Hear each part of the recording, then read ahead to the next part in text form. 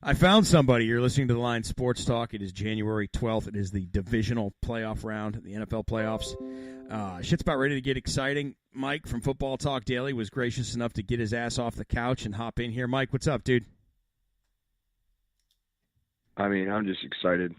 Yeah. We got some fun January snow football in Kansas City waiting for us in about 2 hours. Yeah, you really do. And I want to get right after it.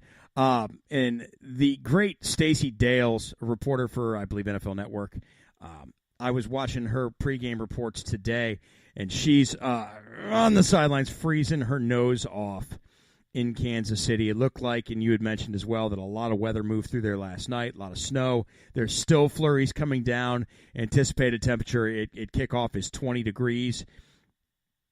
This is affecting somebody. I mean, I never played in 20-degree weather. I don't know if you did or not, but at some point or another, 20-degree weather's got to slow the speed guys down, and that's where I think this is the biggest effect it takes, is like speed on speed. Well, that too, a big impact too is, of course, overnight. Say that again. You kind of cut out for me. Say that again. Sorry. Yeah. Of course, the temperature is a big impact, but also the snow is going to slow the game down too. They're expecting 6 to 9 inches of snow just in the game time, just all day today. So, they have the tarp there right now, but they're going to have to take the tarp off eventually. Yeah, you can't play with the tarp on it. So yeah, it's really footing. So you think about T.Y. Hilton and Tyreek Hill, they're not going to be able to run as fast down on their streak routes for 40 yards. It's going to be a running backs game, really. Marlon Mack should have a good day. Damian Williams should have a good day, too. It's going to be played in the trenches. It should be fun. I agree with that, and I think that in and of itself creates my lean in this game. When you start to take away what the Chiefs are great at, which is Tyreek Hill, Travis Kelce, Patrick Mahomes pushing the ball downfield, that big play offense, I see the weather potentially taking some of this away. Andy Reid, if you remember his old days in Philadelphia years ago, he just didn't run the ball. He was a West Coast guy through and through. And now you take Kareem Hunt off of this team. He doesn't really – Damian Williams has played well, but without Kareem Hunt, this is not a team that can turn around and just bang like a heavyweight champ. I think this doesn't bode well for the Chiefs at home at all. This spells help for the Colts. I don't think so either. Because, too, you look at – go ahead. You look at one of Kansas City's big weaknesses. They're not a great team against the run. They're not. They got Chris Jones up front, but he's more of even a pass rusher. I think he's had 15 sacks this year. He did. So I just think that Quentin Nelson, Braden Smith, Anthony Costanzo up front, they're just going to hammer. And I think that they're going to use all three. I think that Marlon Mack's going to be pretty involved in the game. Naheem Hines, Jordan Wilkins. I think that the Colts are better built to play in these conditions. I think so too. I think so too, and it's to me it all comes down to the five big boys up front, and if they can early on push around that Chiefs defensive line, create a little bit of panic in the secondary with the run game, get these guys on their heels, and let's just see. Andrew Luck is a guy to me where he's sturdy, and you give him time to throw, they're going to find the underneath stuff to the big guys. I feel like there's some sleepy opportunities in FanDuel and DraftKings for guys like Mo Alley Cox. Like these big-bodied tight ends who you get inside that green zone, inside the 30-yard line where they can start to use big-bodied players to incorporate into the passing game and move things around. I'm excited for Colt prospects here today, and I don't think that a guy like Frank Reich, who played a lot of games in Buffalo in some really shitty weather, I don't think that he's going to miss on this. I think he's going to understand his opportunities in this weather and how he can use it to his advantage. I hope to see it, as I am pulling for the Colts to beat up on the Chiefs because I'm just a dirty Raider fan, and that's all there is to it. But I feel like Frank Reich has every opportunity to use this weather to his advantage today, and it bodes well for the Colts. I think it's a Marlon Mack type day with the big offensive line. Give the ball to Marlon Mack, create holes, push them around, and move the ball up and down the field. Keep the ball out of Patrick Mahomes' hands. Oh, exactly, yes. It just – they're going to want to – because – if you actually say that, Frank Reich was asked about it goes, don't you want to keep the ball away from Andy Reid and Patrick Mahomes, kind of control the game? He goes, well, no, that's not how I coach. I coach to be aggressive. But still, I think that even though they don't want to do that, they're going to pound the ball. And I love what you said about Mo Alley Cox, somebody like that. Sure. They're going to slip a tight end backside on a play action pass. Once they get down to the 15, I think he could be in for a score. It's something like that. They're going to set it up with the run, and then go play action for the score. I just think that their offense is built better for that, because if you watch the Chiefs this year, their offense is like run and gun, a few quick runs, but then you're sending Tyreek Hill on an 80-yard pass. That's what they're doing. That's and it. You can't do that when it's 20 degrees outside and just snow coming down for 5 hours. Yeah. And I've noticed what do you think about the over-under in that game? It's at 54.5 right now, as I saw a few minutes ago. Creeping down, and snow makes over-unders creep down. It happens all the time. It happens in week 3. Oh, it should, yeah. It always does. The weather always draws that number down. I never thought this was going over the 56.5 in the first place. I think that the one thing that does happen that affects your totals in weather like this is turnovers. Balls have a tendency to hang in the air in the snow. They get out of the hand a little bit wobbly. It's tough to throw a wet ball, or not so much a wet ball, but it is a cold ball, cold hands. These guys are they're pros. They can do it. I don't think either Patrick Mahomes or Andrew Luck are going to have trouble getting around the difficulties presented to them by the weather. I think they'll both overcome it. But you got to be foolish to think that they're going to have days like it's, the second week in September and they're lighting up the sky. It's just the game doesn't play that way in January. And I think it affects you over under today, but I think that number stays under anyway. Right, yeah, I like the under in this game too. 56 was a lot coming out, especially for a January football game expected in cold weather at Arrowhead Stadium. But yeah, I like the under in that game. And then we've got Colts plus 4.5. I think that number's taken down a little bit too. It's ticked down a lot. It's been down a full point. Weather, yeah. So, like I said, I even like Colts money line. I like them to win this game outright. I just think they're better built to play this style of January football. Yeah, I'm with you. I'm going to fire my pick. I gave it out earlier in my 5-point fastest 5 minutes in football that we did this morning before I had a team.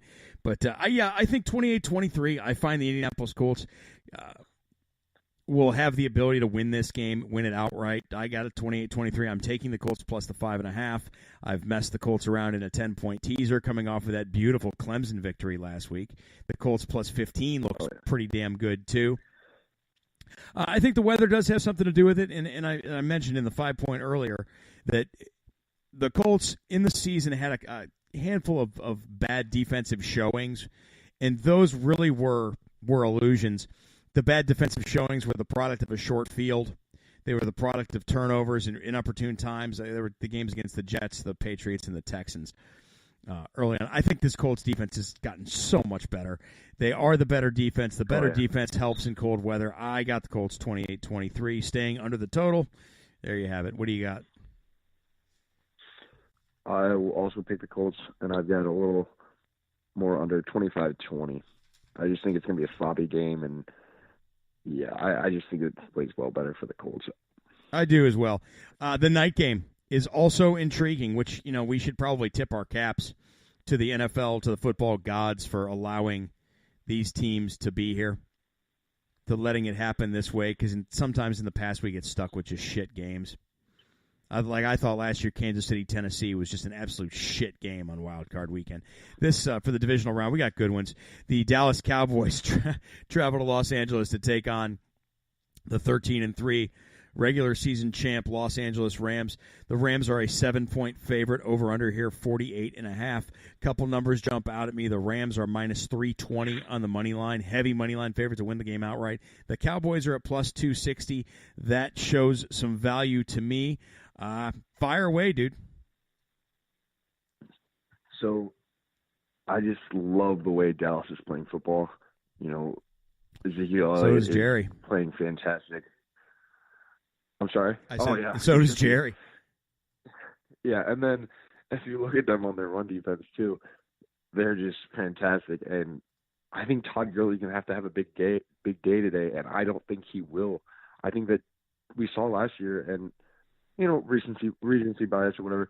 I just don't know if I trust Jared Goff in a playoff situation. Last year against Atlanta, we really struggled at home. I just think that this is a better defense than that Atlanta team last year too. Yeah. And I think not having a healthy, I don't think Todd Gurley's fully healthy. I think that's going to have him struggle on offense. No, and to your Gurley, go ahead.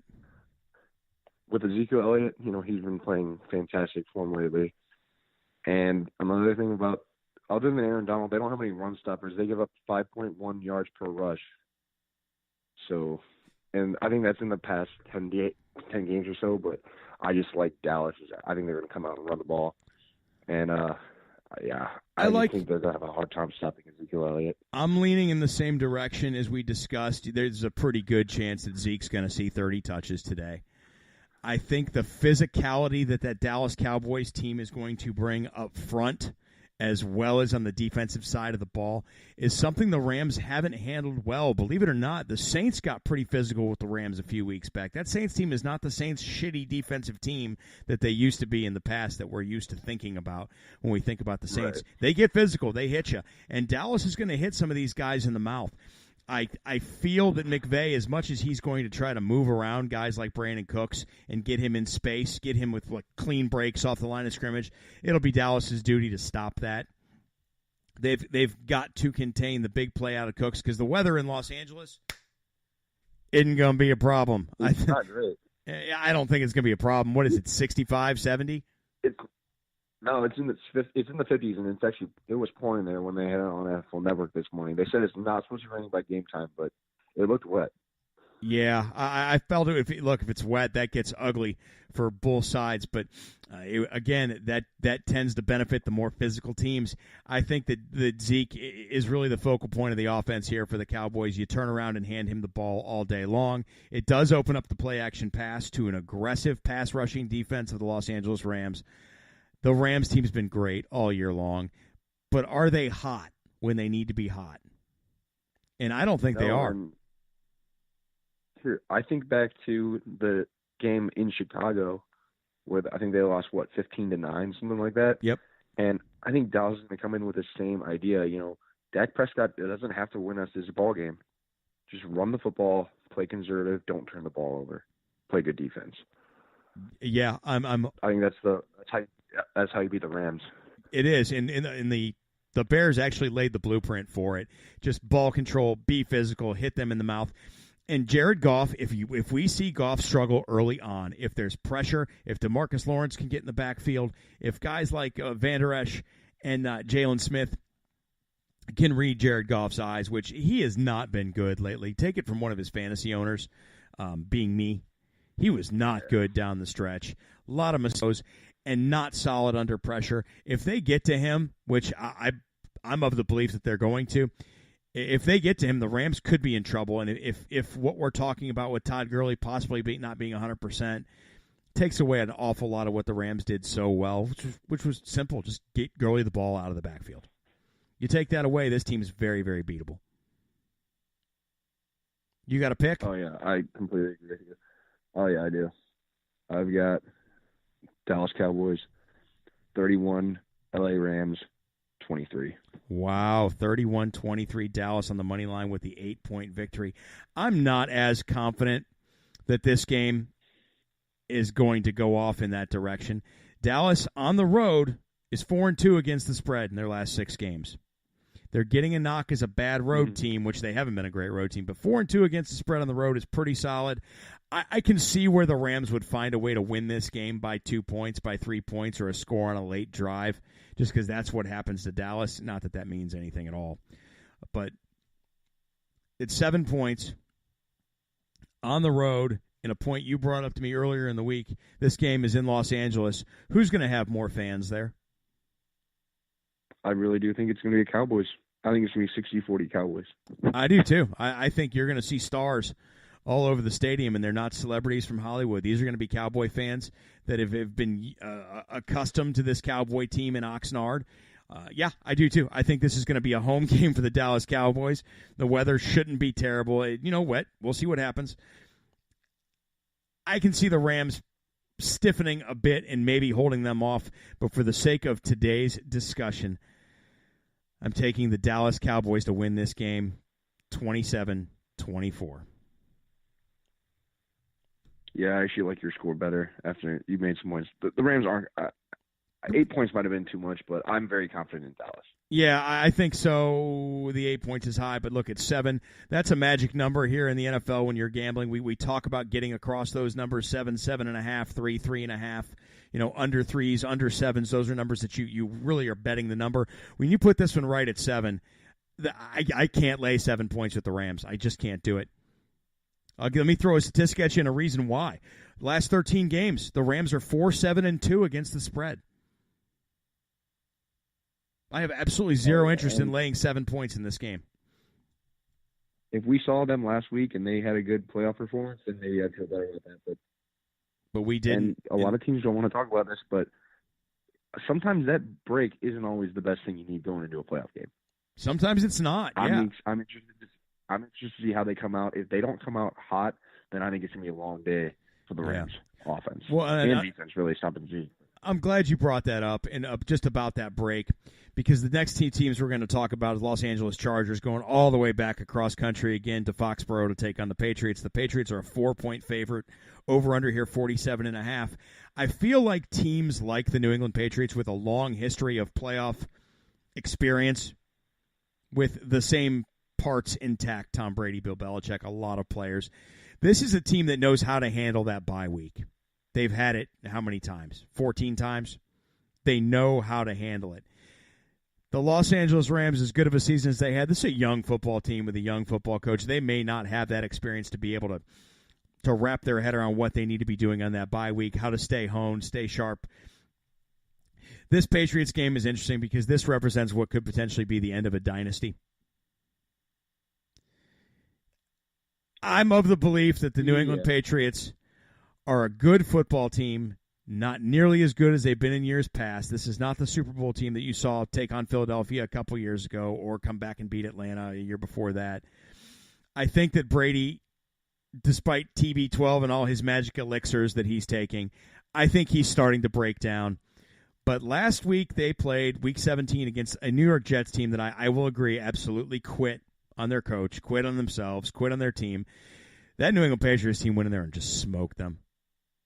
They smoked them. They were dialed up. They've had 2 weeks to work on a Charger team that they've seen play a lot in important games. They've seen the Chargers take on a funky team in the Baltimore Ravens twice. They saw them take on the Chiefs prior to that. I think New England finds a way to win this game. I know you're on the other side of that fence. Yeah. I'd like to hear why. I know that I feel the same way. This Patriots team isn't a Patriots team that was in the years past. I mean, I just look at a lot of holes on. I don't know if you blame it on. Would you say it's Tom Brady's? Do you think he's less effective as he was in the past? I don't know that he's as much as I he's just feel like less effective. Is that his parts aren't the same. Right. I just think that Gronk isn't. We're gonna have to have a big game from Gronk for and that's who I was referring to. But yeah. I just like the Chargers. I like the way they play. I think they have one of the most talented rosters in the NFL. And this might sound crazy, but I'm going to pick talent over experience in the playoffs. Okay. Well, I just think that this Chargers, I think Philip Rivers I think he's doing what it takes to win. Last week we saw it. They had a great game plan to come in and stop Lamar Jackson. Yeah, it's pretty impressive. I think that Gus Bradley is going to build up a plan to stop Tom Brady this weekend. I think it is difficult going on the road, but we see they're undefeated outside of LA. So yeah, when they leave Southern California, they're undefeated, but of course on the other side, Patriots are undefeated at home. So I think those are really interesting to look at. I think it's going to be a close game, but I do like the LA Chargers to come into Foxborough and get a win.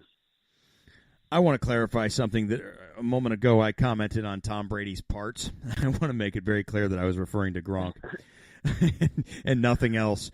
But yeah, I feel like Gronk is the factor. Yeah, at no point in my life did I ever think I'd say Tom Brady's parts. I think Gronk's the factor here. He is your factor.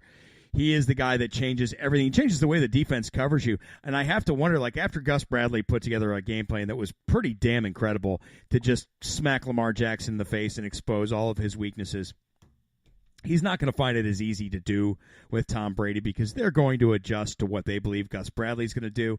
They're familiar with each other. Gus Bradley, I believe, was defensive coordinator against the Patriots when the Patriots Seahawks were in a Super Bowl. Is that correct? Yes. It was, and I think that the following year landed Gus Bradley that job in Jacksonville because that was the Legion of Boom days when that Seahawks team was pretty damn good. They were one missed call at a goal line away from beating the New England Patriots in that Super Bowl. I think Brady finds a way to win this game. I really, really do. And if they don't, then this could possibly be the end of that. Even if they do win it, it could be the end of it. But this is it's a challenge of a great caliber because throughout the course of this season, that Los Angeles Charger team has done nothing but improve. The defense has gotten healthy and better. They've gotten more aggressive. They're kind of at home with who they are as a team. Players like Mike Williams on the offense have come along and picked up a ton of slack. Keenan Allen is still a star. And Melvin Gordon's an absolute stud, and he may just be healthy today. I feel like the Chargers have to find a way to keep the ball in the end zone, not play the field goal game. You've got to score to beat the Patriots. You can't go in there and try to outkick them in Foxborough. Gostkowski will beat you in that regard. But all that being said, as we want to move through to the fourth game, too, I'm going to go ahead and throw a pick at you. I'm going to take the New England Patriots in a 40-point squeaker, 21-19. They're going to beat them by 2. So you've got the Chargers spread. You would take the Chargers spread as 4 points, I think. Yeah, the Chargers are getting 4 points. If I have to play, you got to take the 4 points. I don't see the Patriots covering this game. I see it tight, but I do see the Patriots winning. I think the hoodie is going to find his way home. I really do. Yeah, I like that score. It's going to be around the 40-point mark. I like the Chargers 23-21. Yeah, I mean the 2-point game is to me it should be right. I just the Chargers are entirely too talented to get blown out. This team is, like you said, you mentioned it, talent over experience. That Charger team is absolutely studly top to bottom. This is the long trips, man. You talking there in Baltimore, back to Los Angeles, now all the way across the country to New England. It's just a lot. Now, if they can overcome a lot of that travel, which just eats these guys alive, it crushes body clocks. If they can overcome that, they're even better than we thought they were.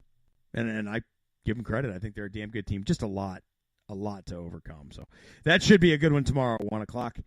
The late game on Sunday to wrap up divisional weekend. The Super Bowl champion Philadelphia Eagles are still alive, and they're heading south to the Dome, to the Big Easy, to take on the New Orleans Saints. Yours and mine both preseason selection to go to the Super Bowl.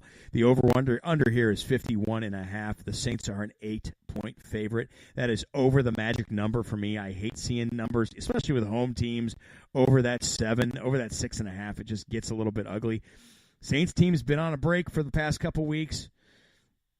Rest of their starters, week 17. I'm actually a little bit scared. So let me give you the thought process I had earlier in the week when I first saw, the 8 points. Or I think it started at 9, didn't it? It did. But yeah, so let's look at the facts. The Saints are a much better football team. I'll take Drew Brees over Nick Foles any day. I don't care if it's in the playoffs. Am I right? I agree. But today I was watching I was watching NFL Network, and they're talking about, they're doing the reports, and I'm thinking about that game. I was like, for some reason, I think it's going to be closer than I originally thought. I thought originally it was going to be like a 14-point game, but now I'm thinking it might. You mean you thought the line would be 14 points? No, the Saints were about 14. They would beat them by 14 I points. see. I Okay. did not think it was really close to them. Yeah, okay. I lost you there for a second. You kind of crackled in and out on me. Sorry. But yeah, I thought originally it was going to be about a 2-touchdown win for the Saints, and now this morning I'm thinking, I guess Nick Foles keeps it close. I think it might be a close game. What do you think? I do. There's no reason why we can believe that this Philadelphia Eagle team isn't good enough to be there. It's a 9-7 team. They backed into the playoffs. They beat the Bears on a blocked field goal. Look, I know it was a missed field goal, and that was a tightly contested game, but they came up with the big play when they needed it. That was a huge block. I believe that Doug Peterson is a great head coach. This team, to me and to everybody else, they better scare the hell out of the Saints. They better be scared to death of this Philadelphia Eagles team. They played earlier in the year. Now, let's go back. This is important to note. I mean, they met in New Orleans back in the middle of November. 48-7, the New Orleans Saints absolutely unloaded a pounding on the Eagles. If you remember the week before, the Saints got embarrassed by the Cowboys on national television, and they just came out and unloaded. They destroyed them 48-7. That's a 41-point victory. Does that got a loom in the Eagles clubhouse this week? I mean, it should. You need all the motivation you can head into the Superdome. It's going to be very, very loud, and if they don't, here's what I'll say about the closest of this game is.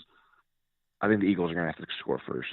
You're going to have to somehow either get a stop, or if you get the ball first, go down and score right away to help quiet that stadium down. If you get down by a touchdown in that stadium, I think they're really going to struggle. It's a good point. Yeah, you got to get any motivation you can, and of course you got some 48-7. You know, they did kind of run the score up. You know, they were passing the ball deep in the fourth quarter. Yeah. So, yeah, you use it as motivation. Use whatever you got, because it's going to take a lot to go into Drew Brees' building and beat them. It is. And, you know, to use all the motivation in the world, that's what Doug Peterson can do, but he's really got to get X's and O's happy and find a way to, one, stop Drew Brees on the other side of the ball, which you know Sean Payton's been just dealing. He's been playing with the magical playbook. He's been a veritable Harry Potter with everything he's going to come together. I look for something tricky. I want to point this out to you about the New Orleans Saints. Ted Ginn is back this week. Drew Brees and Ted Ginn are lethal. If you've got to pay attention to Michael Thomas, Alvin Kamara, Mark Ingram, Traquan Smith can play. Ben Watson is an absolute consummate professional at tight end. One of the better tight ends in the playoffs right now. All of a sudden, here comes Ted Ginn out of the slot, flying past somebody. That guy's like 64 years old, and he can still outrun everybody on the field. Look for Ted Ginn to get gnarly tomorrow. I think that's where it comes out. I think this Eagles team is very good. They're very dangerous. They're a very angry team. Just to point out, 4-1-1 against the spread in their last 6 games, 6-1 straight up in their last 7. This is a team that can create a lot of problems for a lot of people. But all year long, this New Orleans Saints team has been reinforcing to themselves that this is our year to do it. They're 10-4 against the spread in their last 14 games. I think the Saints are the best team remaining in the playoffs. I am ready to take the New Orleans Saints to win the game outright. But that being said, that 8 points, the number that we kicked off this conversation with, is scaring the absolute hell out of me. Yeah, I'm going to agree with you. I don't love the 8 points, but I do like the Saints in this game at home. And I just look at it. No, I'm going to give my game pick. I do think they're going to cover that spread. I'm going to pick the New Orleans Saints 37, the Philadelphia Eagles 25. Let's go 24. 24, okay. But late touchdown. So it's a 13-point. Yeah, I just think that it's going to be too close throughout the game, and I wouldn't bet on it. I wouldn't touch that. No, I'm staying away from it as well. I'm too scared of it. The only thing I would do is possibly, and I wouldn't even incorporate the 18 points in a 10-point teaser. I wouldn't even do it. Wouldn't even do it, just because of the potential for a blowout here. That Bears team that the Eagles went into Chicago and gave them a hard time, those are two very similar teams. As far as the rock'em sock'em, that was bad weather, Nah, I'm going to throw my pick at you. I do think it's slightly closer, but you and I are on a really, really close page here. I've got it 38-28. I do initially see the Saints covering at 38-28, but I'm not touching it either, because there's that potential for a late score, a late rally, a Darren Sproles in-your-face New Orleans Saints touchdown, a kick return for a touchdown. 38-28 Saints. Yeah, so we only differ on the Chargers-Patriots. That's it, and that's the one I'm looking forward to the most tomorrow. Today, I'm just straight up stoked about this 4:30 game. It's 2:35 Eastern time now. At 4:30, I want to see what the weather looks like at Arrowhead. I want to hear the clouds or the fans banging the seats. I want to hear noise. I want to see a rowdy place, and I want to see Andrew Luck come out right away. Quick screen pass to Marlon Mack and watch him pop one for a touchdown, and all of a sudden it's 7-0, and a hush comes over the crowd at Arrowhead. And let's talk about this too. Let's just think about how cool Andrew Luck is going to look in that all-white. All the Colts are really in that all-white with snow covered everywhere. That's interesting. That's interesting. It's going to look pretty cool. I just remember from last year, Indianapolis was at Buffalo late in December. You couldn't see anything. You could just see these blue socks running down the field. That's true. I do remember that, yeah. It's the Blue Sox. The Blue Sox are coming. Blue Sox and the Red Coats. Today should be good, though, man. I'm looking forward to all of it. We were trying to get Pepper Jack in here to get on a show, but Pepper Jack had himself a lot of fun yesterday, and I think he was a little bit tired. But, Mike, I appreciate you jumping in, man. We've knocked out our 30 minutes. Thanks for bailing me out and saving the day so we could get this pick 'em out there before 3 o'clock. Folks, good season all around, man. Everybody, thanks for listening. Mike, you're a full-blown staple on the Line Sports Talk. You are now a part of this show. You've done enough of them this year to be a staple here. So for everybody out there, man, we appreciate you listening. Go get to the window, place a bet, cash a ticket. Thanks a lot. Mike, if you got anything, man, leave them with it. No, just excited. Good football this weekend. Let's go. Go place a bet. That's it. Go Colts. Everybody have a go, man. We'll see you, Mike. Yeah, go Colts.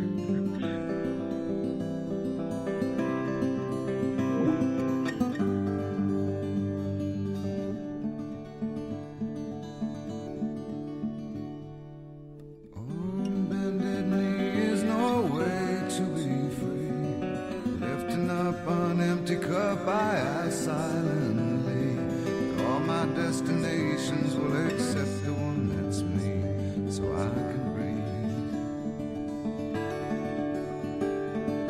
Circles they grow and they swallow people whole. Half their lives they say goodnight to wives they'll never know. And a mind full of questions and a teacher in